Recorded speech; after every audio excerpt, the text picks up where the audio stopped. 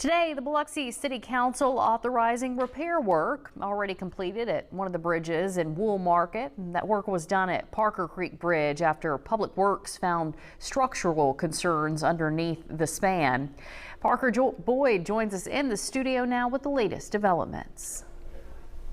Well, Jennifer, Biloxi Public Works says crews discovered rotting wooden pilings under Parker Creek Bridge, leading to emergency repairs to stabilize the structure. The work has already been completed, but the council formally authorized the repair and payment this afternoon.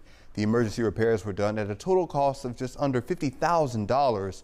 Crews poured a concrete collar around the existing wooden pilings to stabilize the structure.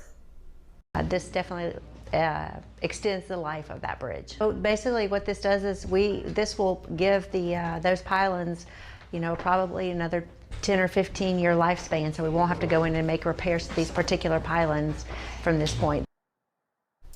The city says funding came from its capital projects budget. Public Works says the Parker Creek Bridge is one of the oldest bridges in Biloxi.